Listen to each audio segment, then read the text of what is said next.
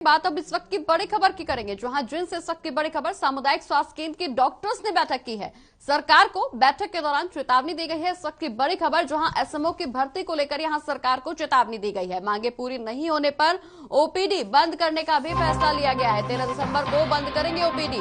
तो इस वक्त की बड़ी खबर, जहां सामुदायिक स्वास्थ्य केंद्र के डॉक्टर्स ने बैठक की है और इस दौरान सरकार को चेतावनी दी है। दरअसल उनकी तमाम मांगे हैं, एसएमओ की भर्ती को लेकर यहां पर चेतावनी दी गई है।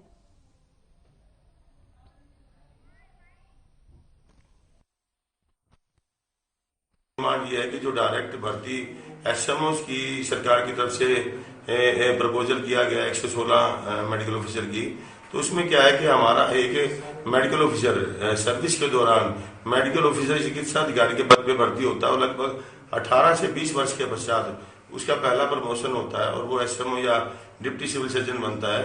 यानी कि सर्विस के 25 से 30 साल के दौरान जो है वो कोई मेडिकल ऑफिसर सिविल सर्जन तक पहुंच पाता है। अगर ये डायरेक्ट एसएमओ जो है वो भर्ती हो जाएंगे तो जो सिविल सर्जन बनने का एक मेडिकल ऑफिसर का सपना है वो सपना ही रह जाएगा। और हम लोगों ने इस बात को भी कंडम किया और फिलहाल ये 3 डिमांड जो है हम लोगों ने 12 तारीख तक एक सप्ताह जो है वो सरकार को समय दिया है कि वो इनके ऊपर जो है वो अमल कर सके जो हमारी डिमांड्स हैं। यदि डिमांड्स पूरी नहीं होती हैं तो स्टेट यूनियन का जो फैसला था, यानी कि 12 तारीख के बाद 13 तारीख को सभी डॉक्टर्स जो है वो ओपीडी की सेवाएं जो टोटली बंद करेंगे, शटडाउन की। और इसी खबर पर ज्यादा जानकारी के लिए हमारे संवाददाता परमजीत हमारे साथ जुड़ गए हैं। परमजीत, डॉक्टर्स ने यहां बैठक की है, एसएमओ की भर्ती को लेकर सरकार को बड़ी चेतावनी भी दी है और इस दौरान मांगे पूरी नहीं होने पर 13 दिसंबर को ओपीडी बंद करने का फैसला भी यहां पर लिया गया है।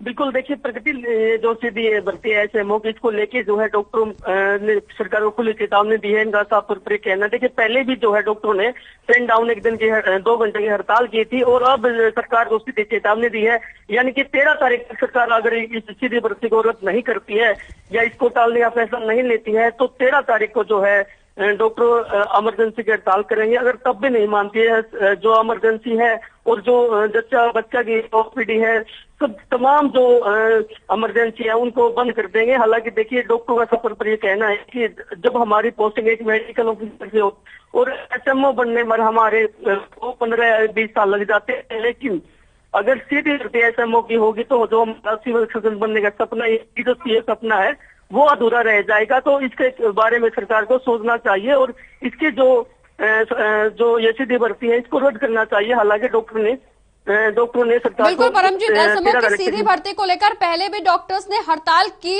करी है। उससे पहले भी कई बार सरकार को चेतावनी दी जा चुकी है, लेकिन बावजूद इसके सरकार ने संज्ञान नहीं लिया है।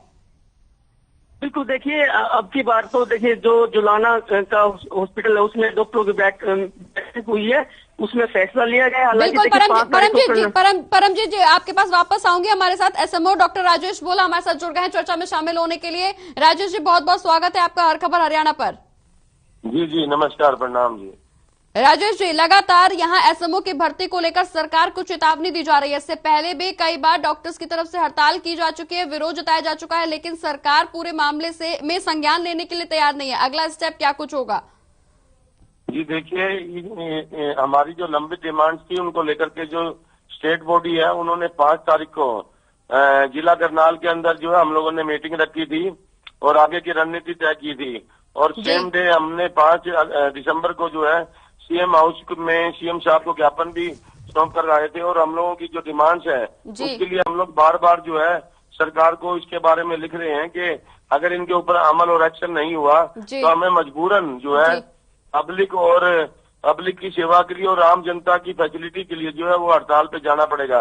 हमारी जो डिमांड्स है उसमें हम लोगों ने स्पेशलिटी कैडर और पीजी पॉलिसी की डिमांड रखी है, जो कि ये दर्शाती है कि ज्यादा से ज्यादा हमारे को 40% जो रिजर्वेशन पीजी के अंदर अगर मिलेगा तो नंबर ऑफ जो कैंडिडेट्स हैं डॉक्टर्स के वो ज्यादा पीजी के लिए जा पाएंगे और ज्यादा जो है वो जॉब के अंदर पीजी स्टूडेंट्स हमारे होंगे तो लोगों की सेवा की जा सकेगी।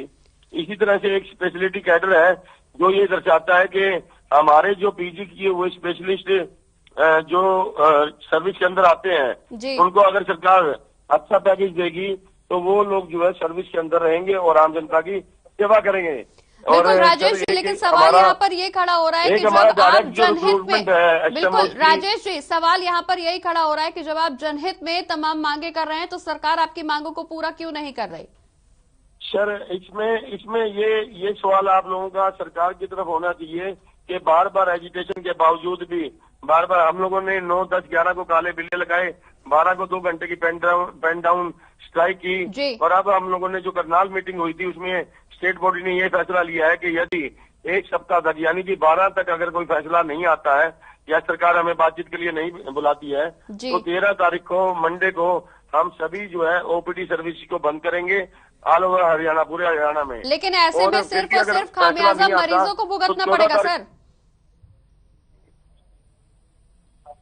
जी राजेश जी, ऐसे में खामियाजा सिर्फ और सिर्फ मरीजों को भुगतना पड़ेगा?